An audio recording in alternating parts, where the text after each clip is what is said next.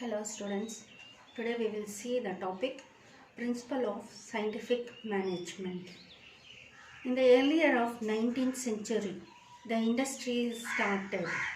At that time, it was the Industrial Revolution. Many industries were started in the England. At that time, many laborers from Africa and South America came to the England and they were working there. They had no time for to go to the house and all. So every time all the family members, including the children, were working in the factory.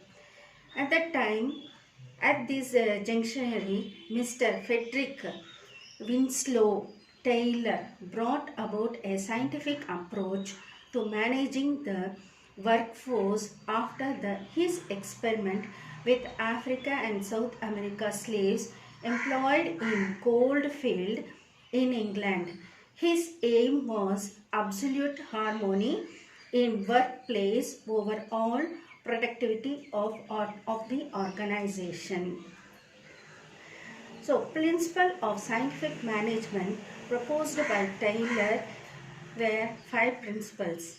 The first one was science, not thumb rule.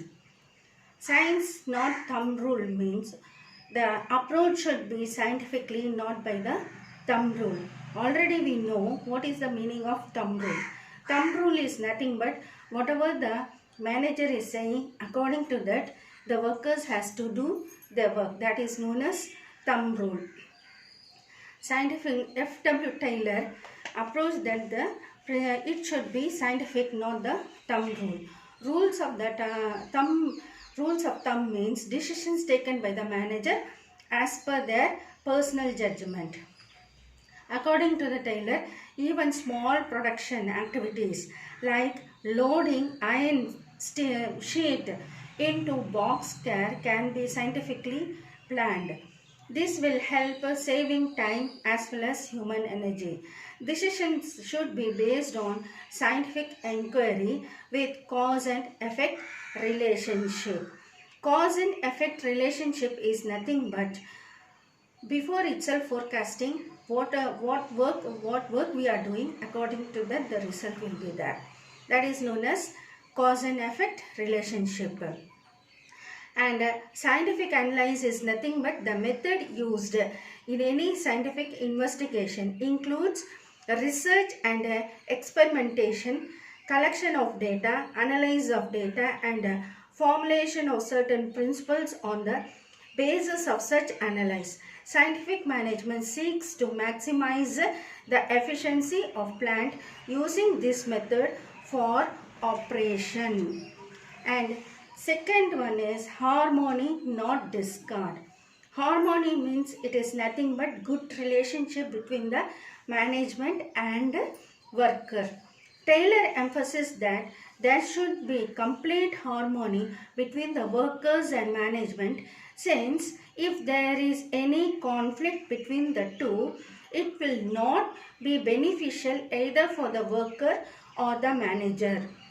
Both the management and the worker should realize the importance of each other in order to achieve this stage. Taylor suggested complete mental revolution on the part of both management and worker. It means that there should be a complete change in the attitude and outlook of workers and managers towards each other.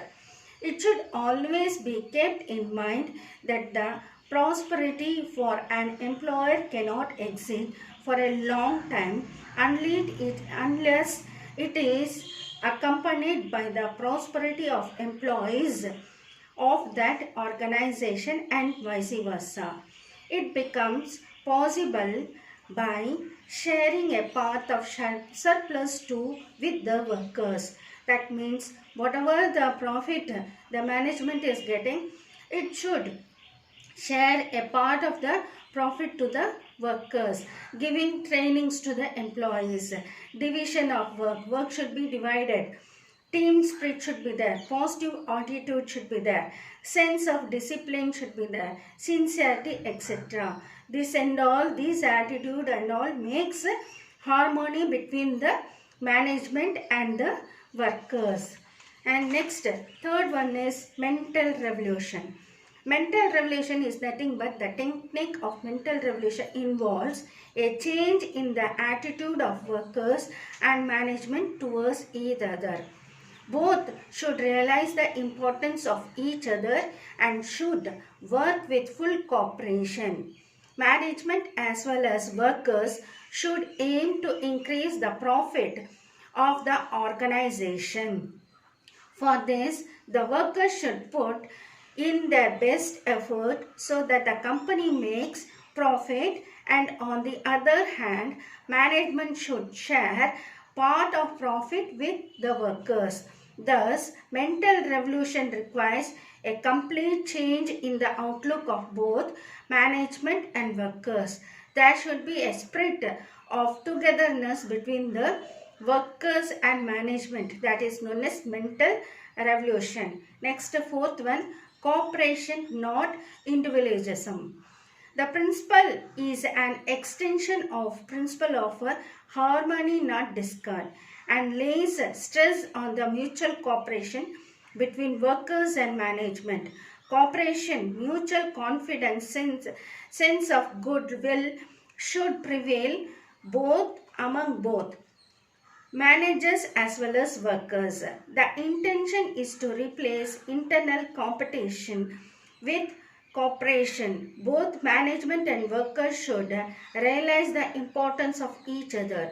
Workers should be considered as a part of management and should be allowed to take part in the decision-making process of the management. Management should always welcome their suggestion and should also reward them if their suggestions prove to be beneficial for the management and with reduction of cost or increase in the production, etc. Next, fifth one is the development of each and every person to his or her greatness, efficiency and prosperity. Efficiency of an organization also depend on skills and capabilities of its employees to a great extent. So there should be skills and capability should be there between the employees. Otherwise, no work will be done properly. Thus, providing training to the workers was considered essential in order to learn the best method developed through the use of scientific approach. To attain efficiency, steps should be taken right from the process of selection of employees. Employees should be scientifically selected. The work assigned to each employee should suit his or her physical, mental and intellectual capabilities. Efficient employees produced more to earn more. This ultimately helps to attain efficiency and prosperity of both organization and employees. So while selecting the employees, the management should see their skill, capability, intellectual, everything, and they have to select. So this will increase the productivity of the organization. The principle of Taylor's scientific method management theory become widely practiced, and the resulting cooperation between the workers and manager eventually developed into the teamwork we enjoy today. While Taylorism in a pure sense isn't practiced much today, scientific management did provide many scientific combinations to the advancement of the management practice. It introduced a systematic selection and training procedure. It provided a way to study workplace efficiency, and it encouraged the idea of systematic organization design. So this is the principle of Taylor in the earlier 19th century. This scientific principle helped for the enjoyment of today's organization, even though they are not following everything today, but we are enjoying these principles today also.